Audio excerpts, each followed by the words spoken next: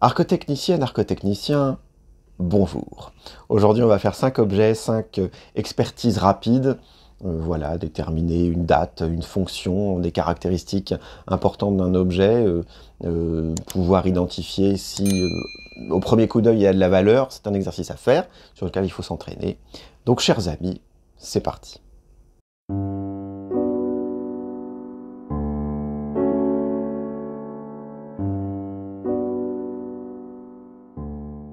Allô?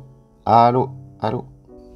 Alors, bon, ça c'est un vase, glaçure lisse en surface. On sent la terre et un côté un petit peu granuleux en dessous, donc qui n'avait pas passé à la cuisson. C'est de la faïence, forme du col allongé, évasé. On a un joli décor de lambrequin, ruban, bouquet de fleurs, feuilles d'acanthe. C'est dans le goût du 18e, c'est pas 18e, les couleurs sont trop pastel et puis voilà, c'est pas assez raffiné, les couleurs débordent un peu. Et puis la forme n'est pas 18e non plus. Et en dessous, on a une marque qui nous révèle tout. C'est écrit Pierrefonds, surmonté d'une marque qu'on ne distingue pas, sauf si on connaît déjà à ce moment-là, l'imagination fait le reste. Alors c'est une marque incisée, et donc pour le dessin qui nous manque, en fait c'est un aume, un casque, entouré des lettres F et H, donc pour faïence héraldique. Donc on est vraiment sur la faïence héraldique de Pierrefonds. Donc la faïence héraldique de Pierrefonds, c'est 20e siècle, c'est début 20e siècle, donc 1900-1920. Là, on est sur ce qu'on appelle un blanc, donc ce fond blanc, ce qui signifie que la pièce, la forme, n'a peut-être pas été faite à la manufacture de Pierrefonds.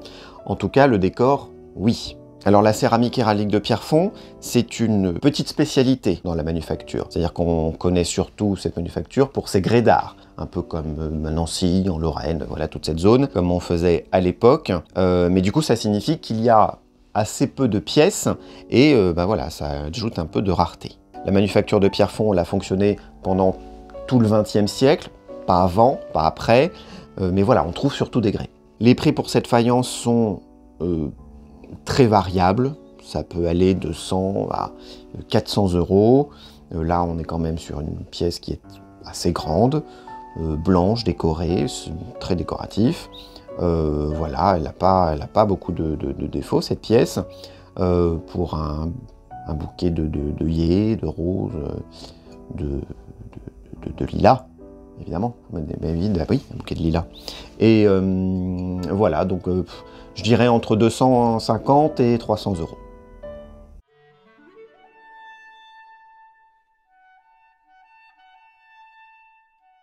Eh bien, c'est un camée en pendentif. Alors à l'origine, les camées, ce sont des sculptures en relief sur de la pierre, des pierres dures. Mais là, vu cette couleur orangée et blanche pour le relief, cette texture, il y a trop de stries dans le même sens, ce n'est pas de la pierre, c'est du coquillage. Alors pour la monture, on va essayer de regarder s'il y a un poinçon. Hein. C'est la première chose à faire. Il n'y a pas de poinçon, il n'y a pas de poinçon. C'est un peu compliqué de dire que c'est du métal précieux. Peut-être un alliage, une sorte de nickel ou de maille short. C'est quand même une monture qui est assez décorée, hein, avec ses griffes en forme de plume et puis cette double frise de rond et de niche. C'est peut-être bien de l'argent. Hein. On fera une petite expertise complémentaire après. Pour ce qui est de cette figure, donc on a une belle femme avec un buste de face aux 3/4, enroulé d'un drapé qui est noué. On voit le nœud à gauche. On a un long cou, des cheveux noués à l'ancienne et un profil grec, c'est-à-dire que le front et l'arête du nez forment une ligne droite. Ça ressemble à un camée antique, c'est les faire chercher. Hein. Ne pas confondre camée, donc les camées qui sont des sculptures en relief, et les intailles qui, elles, sont des sculptures en creux. Alors, c'est un peu difficile à dater. On n'est pas sur un objet 19e, on n'est pas sur un objet du milieu du 20e, on est début 20e, belle époque, Art Nouveau, autour de 1900. Alors aujourd'hui, on est un peu réticent à offrir des camées, des portraits, des profils, parce qu'on pense toujours que c'est un peu personnel. Alors qu'en fait, non, ça rappelle l'Antiquité, ça rappelle la pureté antique, les premiers temps, la première grande civilisation artistique occidentale. Voilà, c'est aussi une certaine noblesse, un certain sentiment, quelque chose qu'on peut offrir à sa belle. Donc pour une pièce élégante comme ça, on est sur une une petite centaine d'euros, 80, 100, 120, oui, ça c'est très bien.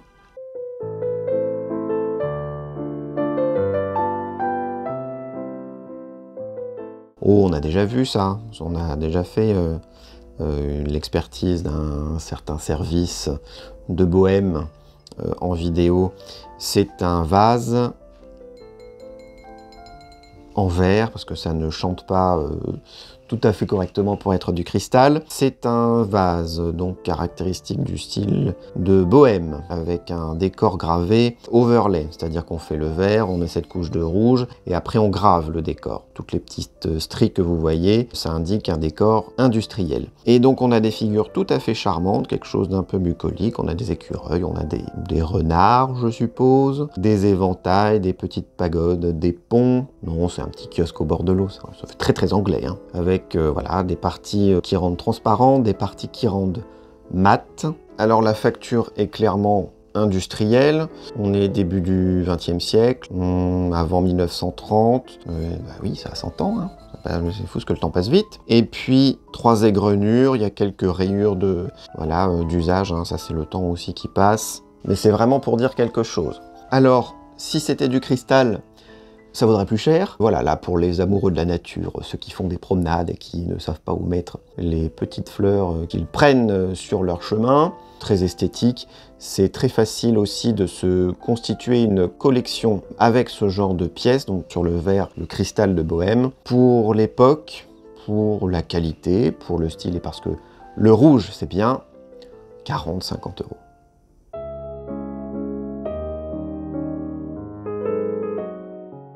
Ça, c'est intéressant. Ça, c'est très... Bonjour. Oh, un peu sale, hein? Très intéressant.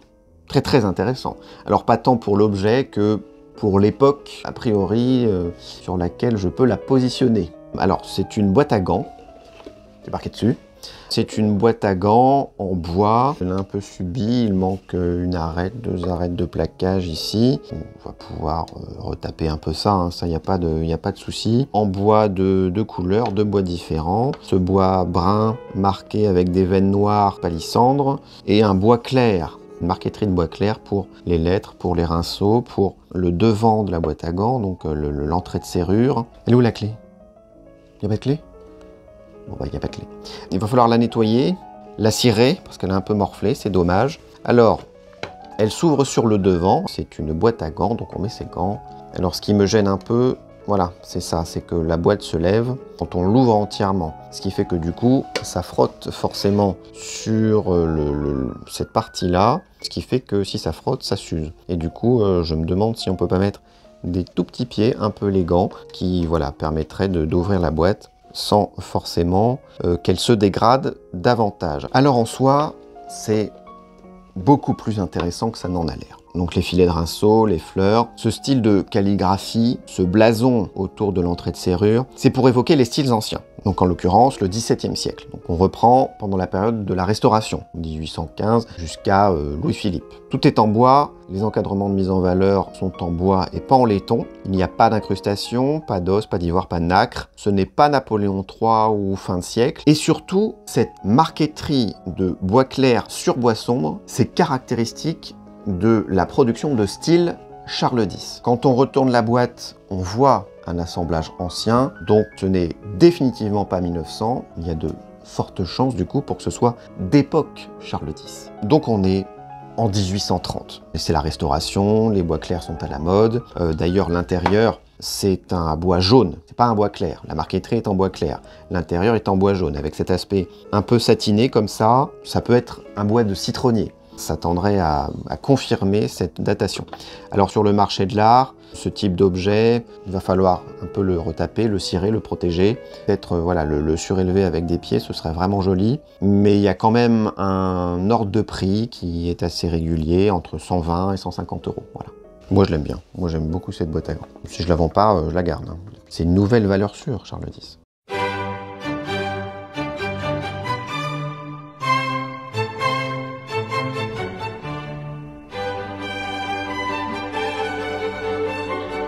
Alors là, je sais pas. Bon, hein. Plutôt que de faire des conneries, j'assume complètement ce que je vais faire, donc ne bougez pas. Voilà. C'est ça. Ming, voilà bien. Si c'est du XIIIe siècle, sa place est dans un musée. Craquelé, mais oui c'est craquelé. Si je suis pas sûr que ce soit du grès, en fait, je vais pas dire que c'est du grès. Hein. Petit pot. Alors ça je l'ai. Ah c'est Ming. On s'en fout. La couleur brun foncé avec les gravures revêt. Nous voilà, nous voilà, nous voilà. Alors, plutôt que de vous dire des conneries. Bon c'est un vase, ou une urne, rectangulaire, ça y a pas de souci. On a une terre très granuleuse, c'est lourd, les parois sont épaisses, vu le poids, c'est peut-être du grès. Alors, on a une surface douce qui reflète la lumière, on a des petites alvéoles qui révèlent quelques problèmes dans la cuisson, donc ce serait du grès, ou en tout cas de la céramique émaillée, avec un émail opaque turquoise, un peu délavé par endroits, et ça, justement, ça peut nous indiquer des choses sur l'époque, sur l'endroit où l'on a pu réaliser cette pièce, autant la couleur que l'aspect délavé de la couleur. Et on a un autre émail opaque, brun, gris. Alors je pense aussi plutôt du grès. Le grès, ça se chauffe autour de 1200 degrés Celsius. Donc après, selon les périodes et puis les moyens techniques, ça peut varier un tout petit peu. Mais en tout cas, la haute température, ça ne permet pas de développer beaucoup de couleurs. Donc là, étant donné qu'on est sur du bleu turquoise et du brun, ça va dans ce sens-là. Vu l'état où c'est plutôt ancien, bon, j'ai vu quelques rebouchages dans le fond, mais a priori c'est normal, il y a pas mal d'éclats, le décor est incisé, c'est-à-dire que la pièce a été faite et ensuite on a incisé le décor dans la pâte. Et en tout cas à première vue, c'est asiatique et je préciserai même que c'est chinois. Alors le motif est en réalité assez connu, c'est ce qu'on appelle un masque de Taoti, ou Taoxi, ou Taozi. C'est un masque parce qu'on a en fait que la partie supérieure de la tête. Ici, vous reconnaissez des yeux, là des crocs, là des naseaux, là des cornes. Le Taoti, c'est l'une des 4 créatures mythologiques légendaires en Chine. Donc c'est un monstre dévoreur, sous-entendu de chair. C'est un monstre qui représente aussi la force, dont on a des traces depuis très très longtemps, au moins le XVIe siècle avant Jésus-Christ en Chine. Il semble même que l'origine soit plus ancienne encore. Donc pour ce motif, on a des exemples d'objets anciens, qui sont essentiellement en bronze, donc qui sont des objets rituels pour nourrir les morts, des motifs donc qui seront largement repris dans les périodes suivantes, notamment je pense pour cet objet. Mais voilà, donc pour le motif, il n'y a pas de problème, on a des exemples au musée Cernouchi, au musée Guimet. Ce qui va me poser problème, c'est la forme du vase, parce que là, on a une base quadrangulaire, on a un col qui n'est pas très caractéristique, compliqué. Les formes des vases chinois sont référencées, ont une signification. Là, on n'est pas trop dans le cadre. Mais du coup, ça me permet de supposer, sans que ce soit mon domaine de spécialité, je vous l'accorde, mais ça me permet de supposer quand même qu'on est quelque part en province.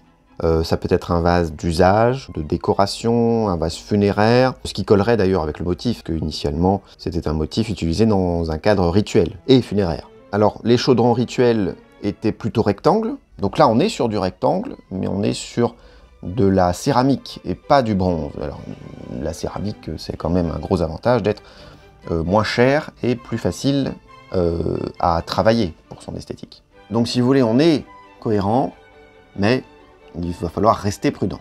La question de la datation, c'est aussi très important, et là, il va falloir être prudent également.